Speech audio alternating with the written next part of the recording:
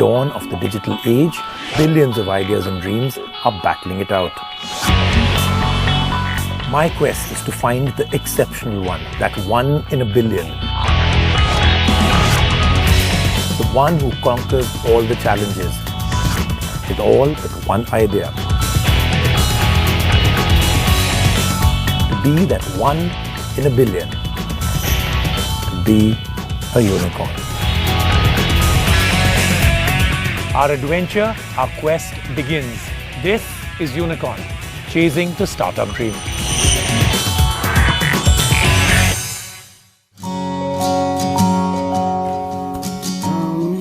Fruits. You wanted toothpaste, right? These guys deliver it. Go get dahi separately. Oh, but Dad needed wipes for the car. Actually, just order these fruits online. Oh, but for the wipes, I'll have to go to the mall. Oh, it's traffic time. There are so many things one needs on a day-to-day basis, and you always have to end up going in 5 different directions to get those 5 things. There really needs to be an easier way to do this.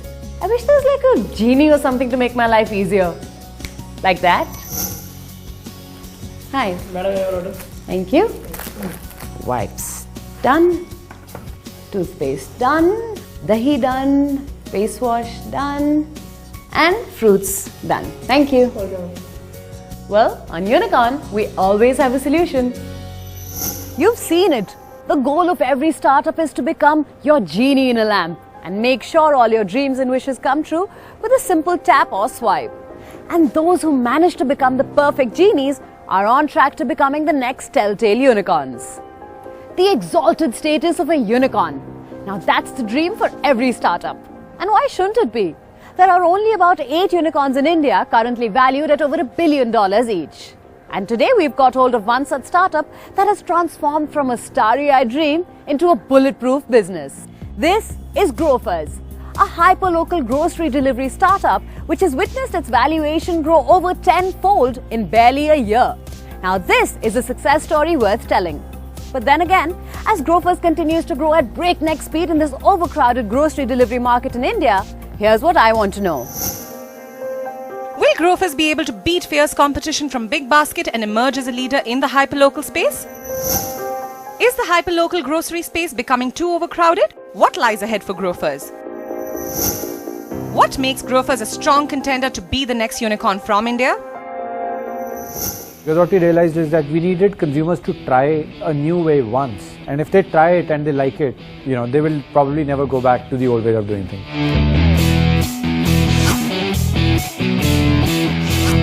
From working out of a little shared workspace to raising more than $150 million, theirs is a story worth telling.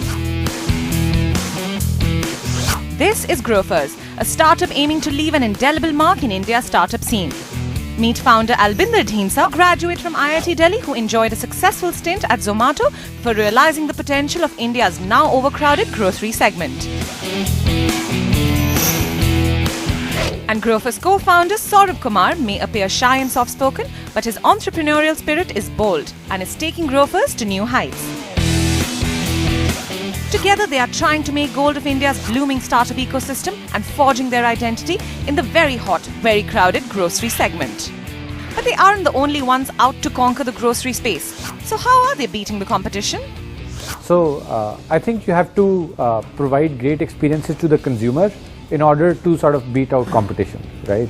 So the real strategy is always to make sure that you are doing what you are doing really, really well, and I think the competition will take care of itself. The Grofers team is out to capture a bigger market with its focus on young professionals who don't really have the time to visit brick-and-mortar stores for everyday consumption items. But unlike the single-minded focus of startups like Peppertap and Big Basket on groceries, the Grofers catalogue is expansive. Along with groceries, you can buy kitchenware, stationery and a lot more. This has led to Grofers clocking around 35,000 orders a day, which is not bad at all. Even as competition looms large and investors acknowledge that the grocery space is overvalued and overcrowded, the founders seem undeterred. The Grofers app has seen over 2 million downloads across iOS and Android and has tied up with around 10,000 merchants. But we want to know, Does Grofers have what it takes to be the next unicorn? I think what sort of makes us the next big thing and a billion-dollar company is basically taking something that has existed in the market for over 50 years and introducing technology into it so that the process becomes more efficient. So as a result, Grofers will be able to, not just create that value in the market, but create some value for our stakeholders as well. But hey, the news headlines present a completely different story. So let's grill the founders. Grofers has really been making headlines. On one hand, you're getting a lot of applause for your growth and for the funding that you've received. But on the other hand, there are talks of losses. So what is the real deal? The real deal is that, building a tech business in India, it's that too one that is consumer facing, is going to be an uphill climb for a while. So where we end up losing money are two major things. One is investing in the kind of infrastructure that will actually help us scale up the business a lot, right? That includes delivery infrastructure, fulfillment infrastructure.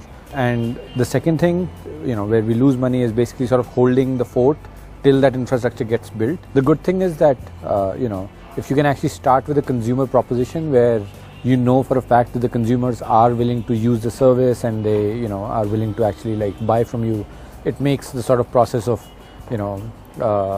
making those losses while building up the business a lot more palatable. But in terms of numbers of orders, does it look promising for Grofers? January of this year, when we actually launched the app, we were averaging, I think, 50 orders a day, and we closed out the last month averaging more than 25,000 orders a day. Is the hyperlocal space becoming too overcrowded? What lies ahead for Grofers? I think the hyper-local words started getting used very casually over the last 6 to 8 months. I think any sort of good business opportunity will get overcrowded for once, right? It's kind of like the gold rush that everybody will come in. But over time, you have to look at, there is going to be a lot of consolidation in the market, which I think we're already seeing. But I think in the short term, there has been overcrowding and I think that's a normal business cycle. What is your revenue model and what is the kind of growth that you witnessed? Our revenue model is twofold. So every time we bring an order to the merchant, they pay us a commission on that. And every time a merchant uses us to do their deliveries, they also pay us per delivery. In terms of merchants alone, right, we have grown from servicing 10 merchants in January of last year to more than 10,000 merchants now. So growth has not been a problem for us. This is 2016, and if the last year is anything to go by, the startup party has just begun. From food tech startups to hardware product startups, and of course a lot of grocery startups in between, a lot of young entrepreneurs have gained the faith of investors. And so we thought, why not look back and introspect what were the investment trends in the world of startups in 2015? You never know, it may just give us a glimpse into the future. So we went and asked an expert. The story in 2015 was a few of the startups got a fairly high valuations. Most of those high valuations were coming from actually non-traditional